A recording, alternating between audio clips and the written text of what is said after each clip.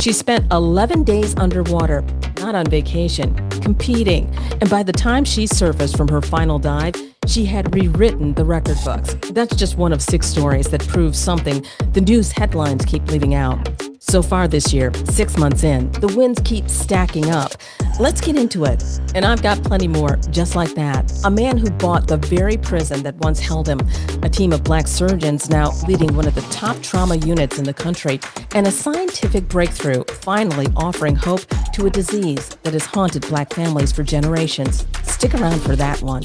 I'm Esther Dillard, and this is a different kind of episode of The Color Between the Lines. No guest today, just wins. So let's go back to the woman from the beginning, because her story alone is worth the 11 days it took her to live it.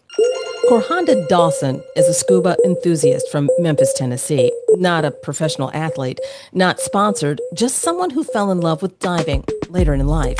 The record she chased sounds almost impossible on paper. Dive off the coast of all 7 continents, including Antarctica, faster than any human alive.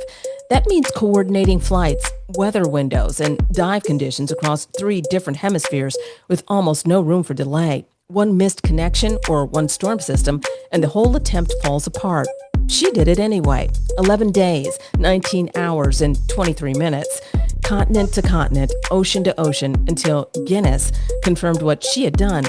The fastest scuba dive of all 7 continents in world history. In February, the Shelby County Commission brought her in to honor her formally in front of the community that watched her train for it. If you're wondering what you did with your February, that's the bar now. And if a woman in a wetsuit with a plane ticket can rewrite the record books in 11 days, it's worth asking what the rest of this list has in store. Speaking of rewriting what's possible, Kerwin Pittman spent time incarcerated earlier in his life. He knows exactly what it feels like to be on the wrong side of those walls. The isolation, the lack of resources, the uphill climb of rebuilding a life once you're back out. Most people who have lived that story want to put it as far behind them as possible. Pittman did something almost no one has ever done. He bought the building. He's the first formerly incarcerated person in U.S. history to purchase a decommissioned prison, the same kind of facility that once held him. He's turning it into a recidivism reduction campus, trauma-informed care, transitional housing, job training, and placement support for people coming home from prison and jail. Those numbers on recidivism in this country are brutal. Most people who live incarceration without support end up back inside within a few years. Pittman is betting on his own resources and the very building that once confined him on breaking that cycle for someone else. Listen to that again. He bought the prison that once held him, and he's using it to make sure it doesn't hold anyone else the same way. That same instinct to change a broken system from the inside shows up at Johns Hopkins Hospital, one of the top-ranked hospitals in the country. 5 surgeons made history this year, leading the trauma and acute care surgery service. It's the first time in the hospital's history that the team has been entirely black. Black surgeons remain deeply underrepresented in trauma and acute care nationally, and representation in that specialty carries real weight for patient outcomes. Dr. Lawrence Brown put it simply in an interview with ABC News. Equity has to remain at the forefront of how we deliver patient care. Now that principle is leading one of the most demanding units in American medicine at one of the most respected hospitals. That fight for equity in medicine has a direct line to something bigger this year. Sickle cell disease affects black communities far more than almost any other group in this country. And for generations, it's had no real cure, just pain management, and a lot of it.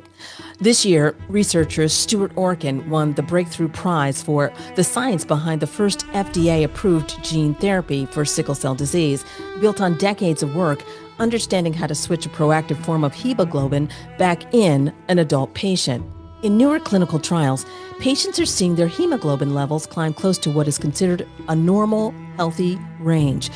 It's not a cure for everyone yet. The treatments are still expensive, and access is still limited, especially outside major medical centers.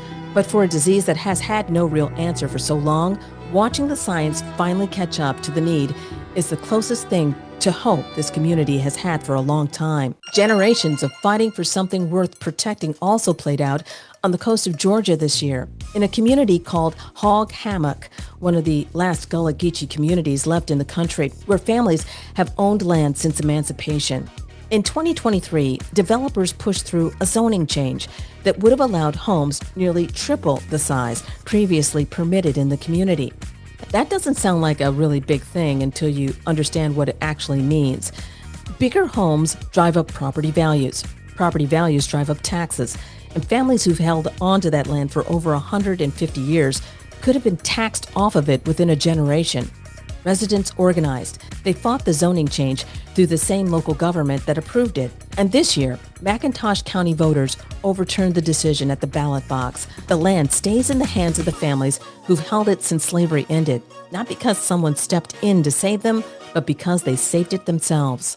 And if a single Georgia community can hold on to theirs against real pressure, zoom out far enough, and you'll see the same story playing out on a continental scale. Across Africa, this year, 22 countries are projected to grow their economies by more than 5%. Leading this are East Africa, Ethiopia, and Kenya, posting the fastest regional growth on the entire continent. That's not a small statistic. It reflects real structural change, stronger agricultural output, expanding renewable energy, and reforms years in the making finally paying off. This year, the African Credit Rating Agency launched specifically to correct a long-standing bias in how global markets assess African countries' credit worthiness, a bias that's made it more expensive for African countries to borrow money for decades, regardless of their actual economic performance. None of that is going to hit your newsfeed tonight, but it's one of the more important economic stories of 2026. Africa is one of the fastest growing regions on the earth. So that's the 6 stories. A woman who outdove the record books in 11 days. A man who bought a prison that once held him and turned it into a place that sets people free. A hospital team leading from a place of representation rarely reached. A disease finally losing ground after generations without an answer. A community that held onto land that it's owned since emancipation, and a continent growing faster than most of the world. Whether the headlines cover it or not, it all happened in the last 6 months. Sit with that for a second, because someone somewhere needs to hear that the world is not all negative gloom and doom. I'm Esther Dillard. This is The Color Between the Lines, where your story matters, and so does the good news. Subscribe, and I'll bring you more of it.